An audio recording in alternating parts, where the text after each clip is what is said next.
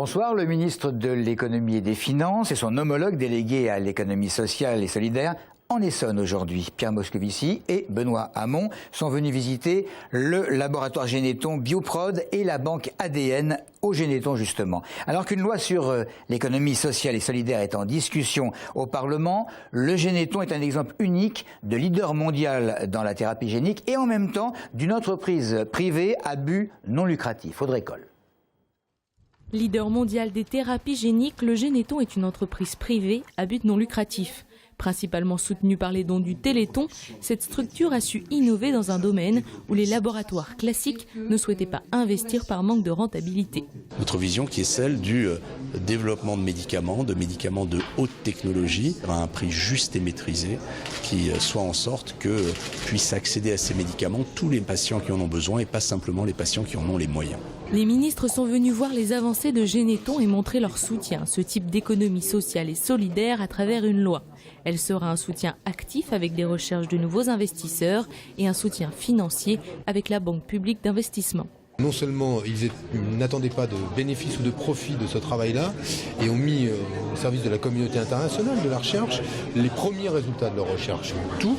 Les outils de financement doivent être mis à disposition de telles structures pour de grands projets qui sont des projets utiles à la France dans des secteurs de pointe. Le secteur de l'économie sociale et solidaire représente 2,4 millions d'emplois. C'est un facteur de croissance et le gouvernement souhaite encourager ces entreprises qui représentent l'avenir et l'innovation de la France.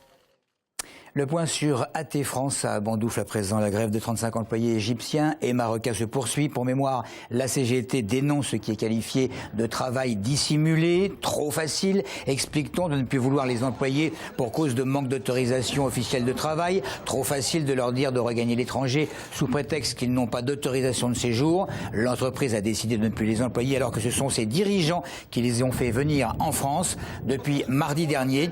Rappelons-le, ces salariés sont soutenus, semble-t-il, par l'ensemble du personnel en attendant des décisions de la gérance et pourquoi pas une table ronde avec la préfecture. Il y avait un conflit qui concernait l'ensemble des salariés, des 70 salariés de ce site, qui portait principalement le 13e mois. Il y a eu des avancées conséquentes puisque nous allons signer. Par contre, une deuxième partie, elle est loin d'être réglée, c'est la question des salariés sans papier dans cette entreprise. En attendant demain une rencontre avec les services de la préfecture et de la directe. Ce qu'on veut simplement, c'est qu'on retrouve une situation normale, mais en tous les cas une situation où on a des salariés, qui payent leurs cotisations, qui payent avec une entreprise qui paye les charges patronales, qui puissent vivre normalement et dignement. Une situation qui n'est pas juste. Voilà, témoignage recueilli par Lucie Mizy qui m'a d'ailleurs confirmé qu'il devrait effectivement y avoir une réunion demain matin 10h avec les services de la préfecture.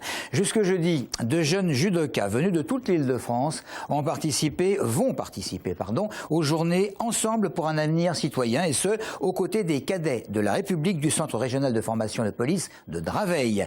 L'occasion pour les uns et les autres d'enrichir leurs connaissances sportives et de partager des valeurs absolument communes. Maxime Lemaine. Pour cette 8e édition de l'opération Ensemble pour un avenir citoyen, 18 jeunes judokas franciliens ont fait le déplacement. Cette rencontre avec des cadets de la République, c'est l'occasion pour ces jeunes souvent issus de zones urbaines sensibles d'appréhender différemment le milieu policier.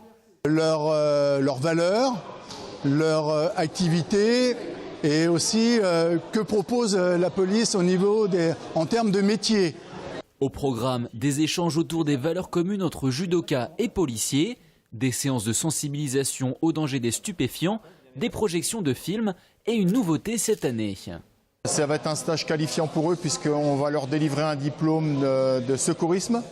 On va faire une formation de secourisme sur 2 jours.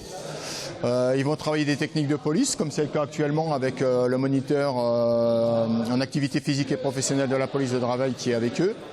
Et ils vont travailler également sur les techniques de judo avec les encadrants de judo. Durant les 4 jours que dure l'opération, les jeunes sont logés au sein du Centre régional de formation de Draveil. Si l'expérience en séduit certains, peut-être y retourneront-ils, cette fois-ci en tant qu'élèves. Et nous allons terminer avec du sport. Face aux clubs professionnels comme le PSG ou Lyon, la rébellion s'organise du côté du FCF Juvisy. C'est en tout cas ce qu'Éric Coutard m'a confié. Et l'argument principal, ce serait la formation des jeunes. Battu à la surprise générale à domicile par Soyaux la semaine dernière, 2-1 et amputé de 4 points de la victoire à Saint-Etienne pour un obscur problème de feuille de match, le FCF Juvisy nourrit malgré tout de belles ambitions. Malgré ses coups durs qui pourraient les priver d'une place en Ligue des Champions la saison prochaine, le club essonien poursuit sa structuration pour rester au plus haut niveau. Un projet club construit autour de la formation des jeunes. La mise en place d'une section sportive au niveau des jeunes, le suivi des U19 jusqu'aux seniors. Et puis l'idée, c'est pas de faire comme Lyon PSG, c'est de faire comme Juvisy et essayer en tout cas de rivaliser avec les plus gros, avec nos moyens, nos qualités et nos ambitions. Il y a un club qui grandit, on a mis les ambitions assez hautes, on essaie de se structurer de façon à pouvoir être toujours dans les hauts de tableau et justement aller piquer les fesses de Lyon, PSG, de continuer à montrer qu'on est un club formateur avec des grandes ambitions. On n'a pas les mêmes moyens financiers, mais si on arrive à bien cimenter, à mettre en place ce qu'on est en train de mettre là depuis 1 an ou 2 ans, avec des résultats qui sont quand même importants, avec des demi-finales de Champions League et autres, et puis là une nouvelle structure, je pense qu'on peut arriver à faire des choses intéressantes. Sur un projet de 3 ans, donc là maintenant il faut qu'on ait des résultats, il faut qu'on ait envie de se dire de continuer à montrer qu'on est attractif et qu'on est un club où on a envie de venir. Voilà. Donc il faut un résultat, ça c'est clair. Toute catégorie faut un résultat. Le FCF Juvisy démontre qu'un grand club peut se construire sur des valeurs humaines, une leçon à retenir. Voilà, c'est tout pour l'info. Merci de nous avoir suivis.